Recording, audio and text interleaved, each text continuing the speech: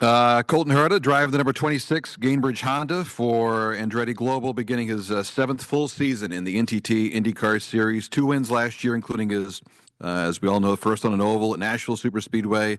The Firestone Grand Prix of St. Petersburg, presented by RP Funding, will mark his 100th start in the NTT IndyCar Series. It went by just like that, right? It's crazy. Yeah. Like that. Looking for this could be things are picking up for you. Daytona, right? Tomorrow, and then Yeah, leave for Daytona tomorrow, do the testing. Roar, and then we're back testing and got a test at the end of the month, and then a test at Sebring before the season How kicks much do off. you look forward just to get back into a routine here? That's all I want to do. That's all I want to do. So it's a shame that we have to stop for winter. I wish it was year round. Just hang out in Indianapolis for a while. You'll Right. I think everybody's winter thing. excited to get down there for the Roar Exactly. and whatnot. Exactly. All right. Questions in person for Colton Herta. We'll start with Tony there in the back row, and then Steve Wittich after that.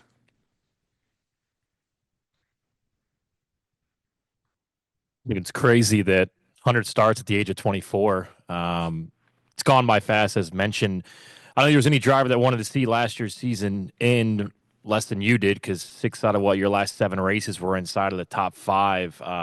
You win that oval, but what did you learn in a lot of different disciplines, right? You had the short oval, you had Toronto, you had Gateway, you had Portland, Nashville, a bunch of different drives. What did you learn about yourself over that last couple of races that really put you up towards a championship and obviously finishing second overall?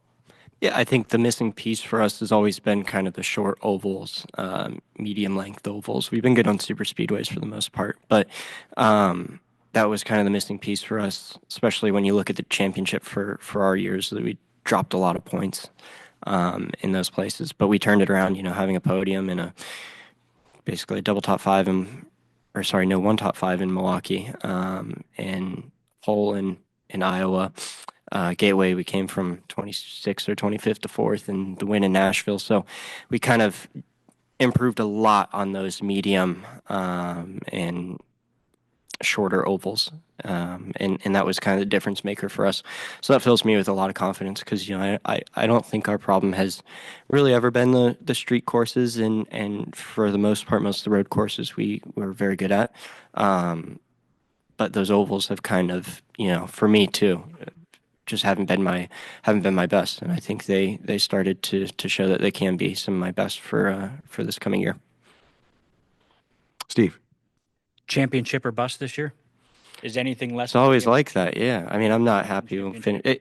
It really sucks to finish second. As nice as it is for that being my highest place, but it really sucks to be that close and not do it. So it is always kind of, you need to get that championship. And this year's no different. That's what we're working for. Is there something you guys have worked on together, as a team? Yeah. Get better? Yeah, I mean, it's countless things. But, at the end of the year, I think just like everybody, we go through race by race, session by session, and then we kind of pick out a few points of things that we did right and things that we did wrong, and try to replicate the things that we did right and try to right the wrongs. So it's a long off season of that. There's a few things that I worked on in the off season, just looking through stuff that I thought I was a little bit weak in. Let's go Nathan, then David Land after that. Nathan, where is that gap, you feel like, to Alex? I mean, he was only 31 points up the road. I'm sure you can find a point here, a point there, lots of races. But when you look at that season as a whole, is like where's that final step for you to get to series championship contention? Yeah, it's pretty easy. There's 4 things last year: crash at Indy, crash in Detroit, missing the yellow in Iowa race 2 when Alex crashed, and the right front coming off Milwaukee. So those are the big things that we're kind of looking at.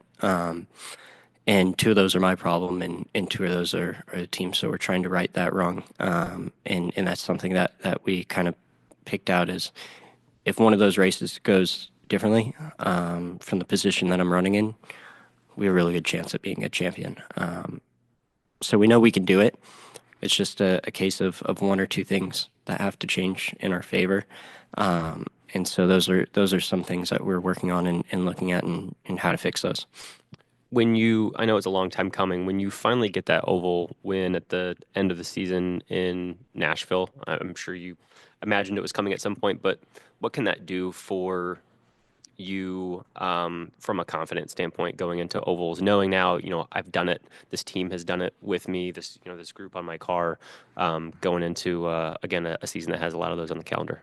Yeah, I mean, oval wins are definitely the hardest thing to come by because everything has to be perfect, right? You need good strategy, you need good pit stops, the car needs to be phenomenal, you need to be driving on the limit for a long time, and so yeah, it's a hard thing because everything needs to be right for you on that day, and everything was in Nashville, and we got it done. But yeah, it fills everybody with confidence. Maybe not necessarily me because I always knew like it was going to happen eventually. I knew that we could do it, and so it wasn't a surprise to me when we did.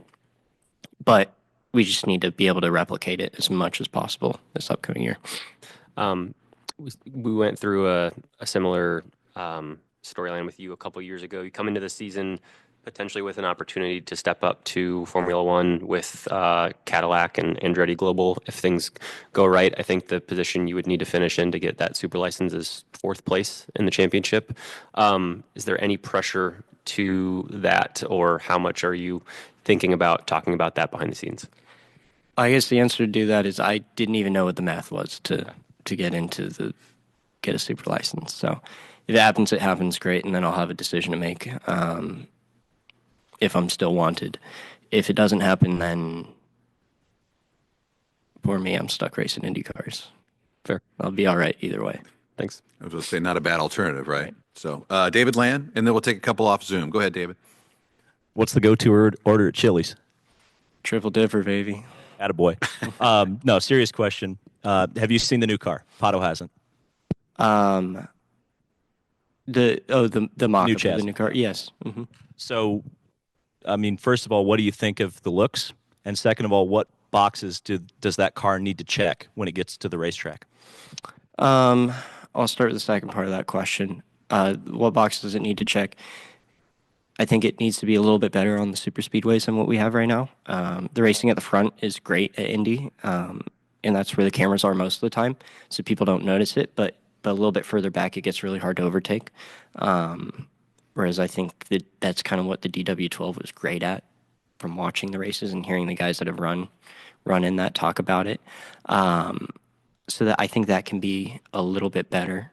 And ideally, I don't think the road and street courses need to be fixed. But ideally on the short ovals, you have it where we don't need tire deg to make the racing a factor that way.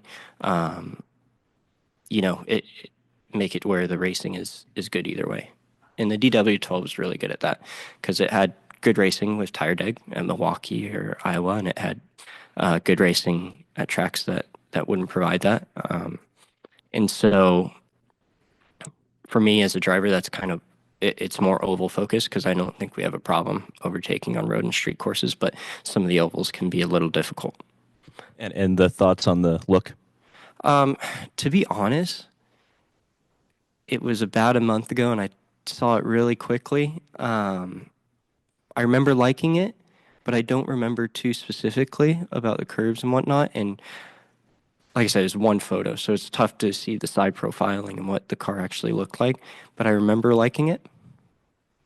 Something that you mentioned about the oval racing and something that I remember Scott Dixon bringing up at one point was, I think Scott said about the current car that it's almost like too efficient aerodynamically. Is that kind of the sense that you have? Is that's something that could be changed? Yeah, I mean, the efficiency is somewhat of a problem, but I think it's also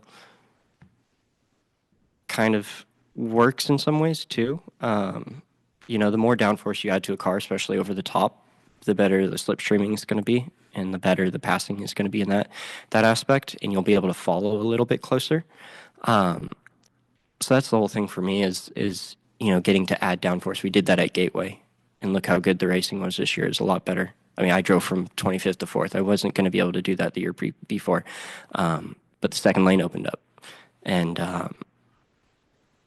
so something that's I guess more efficient over the top of the car with the wings is better than more efficient underneath. And a lot of people are saying like, oh, well, the dirty air is going to be worse and whatnot, and it might be a little bit. But the more downforce we have, the more that's going to open up the second lane. So if you're not behind a car in the second lane, doesn't matter about how disruptive the car in front is. And it'll never be a problem on super speedways. It'll be more of a problem on short ovals if that does become a problem. But seeing how Gateway raced, I don't think that's the case. Thanks. We have time for two very quick ones off of Zoom. Archie O'Reilly, you go first, and then Jack Binion, stand by. Archie, go ahead. Cheers, Dave. Colton, just briefly kind of pivoting back to the talk of Cadillac and F1, you've kind of previously mentioned age as a factor when it comes to that entry point. Is that still a concern for you, or do you kind of feel in a position to make that step if the opportunity arose? I don't really have a concern with it at all. I kind of been like dragged around in this talk for feels like half a decade now, and I've had the carrot in front of me for a while. So I'm kind of tired of that being the case, and I just want to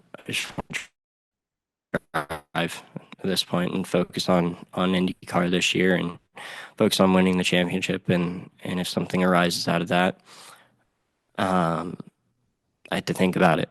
It's still not a for sure thing. All my friends and family are here in the U.S. and I don't know anybody where I'm going, so it's a big decision to make if I have Thanks, to make Colton. a decision. Best of luck for the year. Thank you. Okay, Archie, thank you. Jack Binion from the race. Go ahead, Jack. Hey, Colin. Just wondered if you could talk a little bit about how the team's changed over the off season and how that might kind of apply to how sort of this next year goes. I know there's a lot of positivity in the team about the changes, not necessarily just it seems like the drivers are really positive about the changes there could be. Yeah.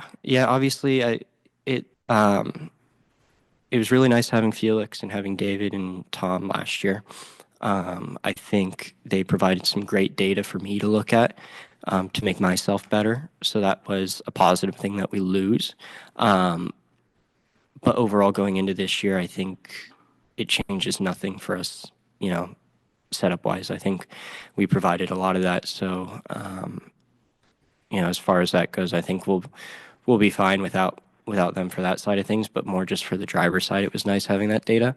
But it's also something that my teammates that are very competent in the car can provide to me too. And it's a group that I really like working with.